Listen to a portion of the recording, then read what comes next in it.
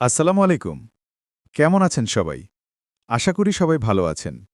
ভূতের কথা ইউটিউব চ্যানেলে আপনাকে স্বাগতম। আজকে আমরা ভয়ঙ্কর কালো জাদু গল্পের প্রথম পর্ব সম্পর্কে জানতে চলেছি। প্রথম পর্বটা আপনাদের ভালো নাও লাগতে পারে, তবে বাকি পর্বগুলো আপনাদের ভালো লাগবে। অনেক কথা বলে ফেলছি। এখন ভিডিও শুরু করছি। নীরব, তোর সাহস দেখে আমি অবাক হচ্ছি। তুই রাত হলেই বাড়ির বাইরে ঘোরার জন্য বের হয়ে যাস। তুই জানিস না রাতের বেলায় জিনপরীরা ঘোরাফেরা করে? আমাকে প্রশ্নটা করল আমার বন্ধু সোহেল।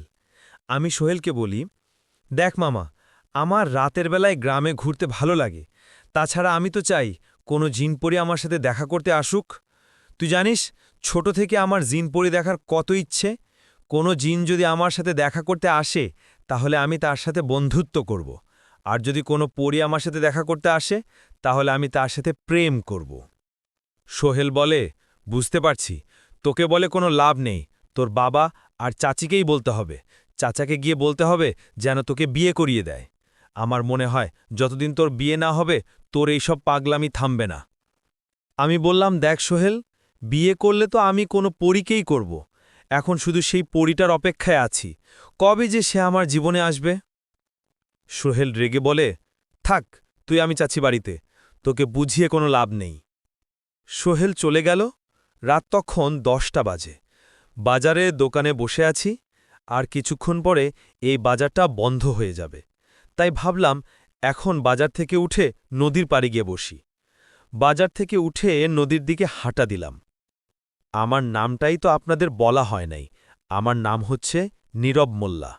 আমি দেখতে মাশাল্লাহ অনেক সুন্দর। গ্রামের মেয়েরা আমার প্রতি পাগল। তবে আমার ইচ্ছে আমি কোনো পরীর সাথে প্রেম করব। আমার এই ইচ্ছাটা আজকে থেকে না, ছোট থেকেই। দাদু দিদার মুখে যখন পরীদের কথা শুনতাম, তখনই আমি সিদ্ধান্ত নিয়েছিলাম বড় হয়ে কোনো পরীকেই আমি বিয়ে করব। আর এই জন্যই রাতের বেলে আমি ঘরে না থেকে গ্রামে পরী খুঁজতে বের হয়ে যাই। আমার বাবা মা আমাকে আটকানোর জন্য অনেক চেষ্টা করেছে, কিন্তু তারা পারেনি। আমি কোনো না কোনোভাবে ঘরের বাইরে চলে আসি।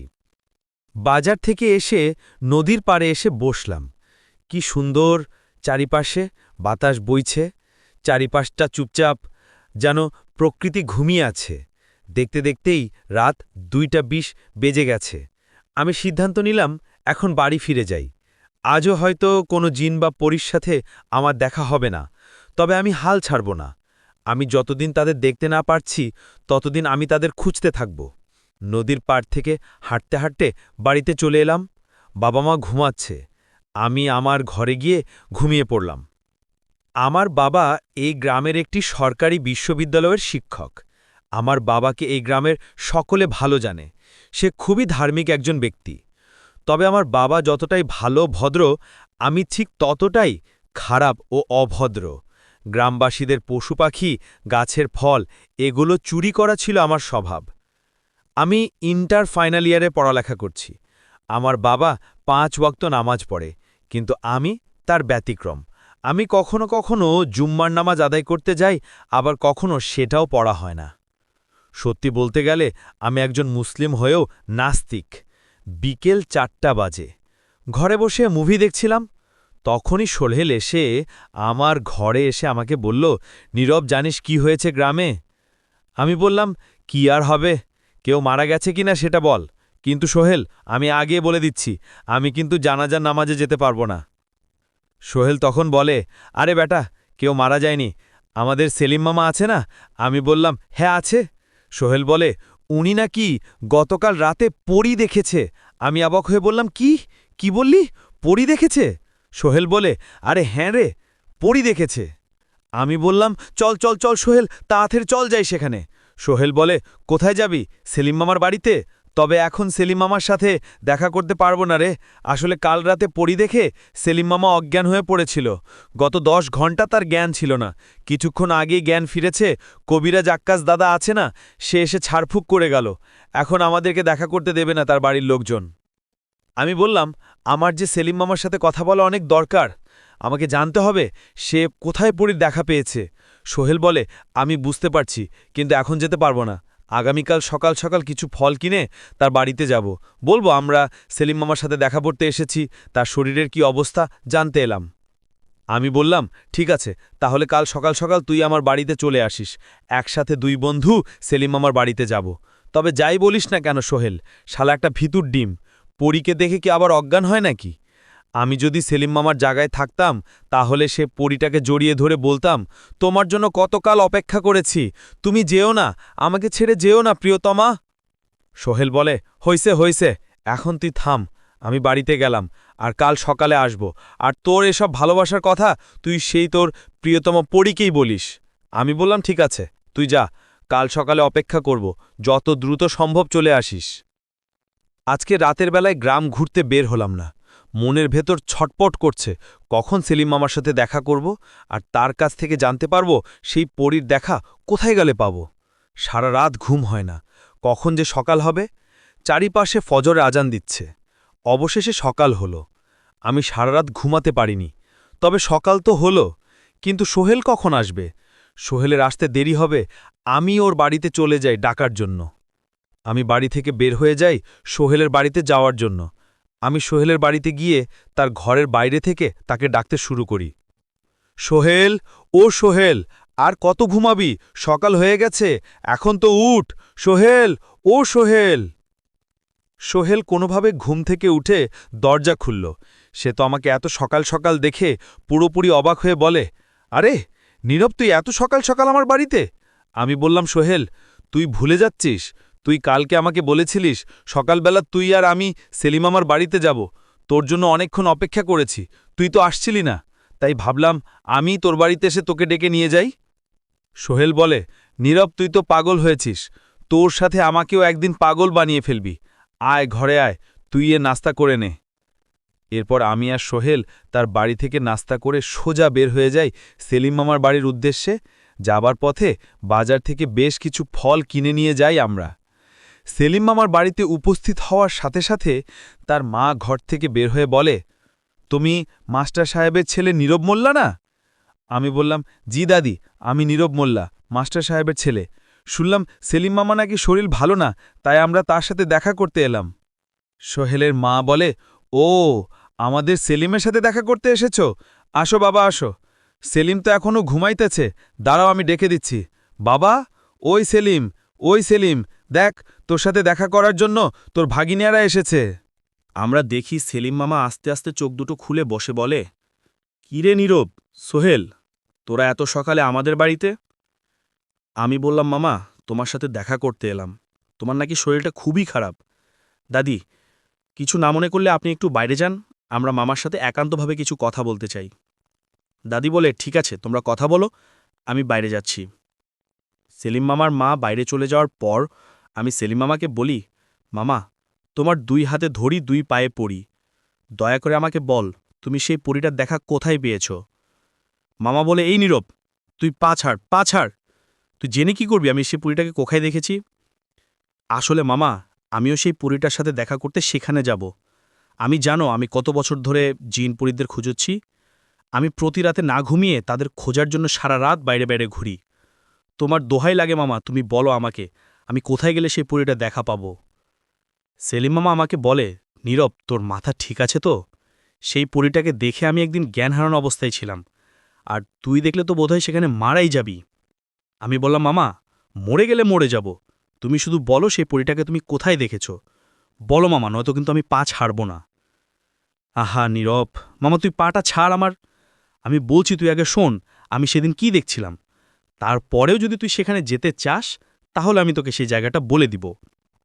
আমি বললাম, ঠিক আছে মামা, বলো তুমি সেদিন রাতে কি দেখেছিলে? মামা বলে, তাহলে তোরা শোন আমি সেদিন কি দেখেছিলাম।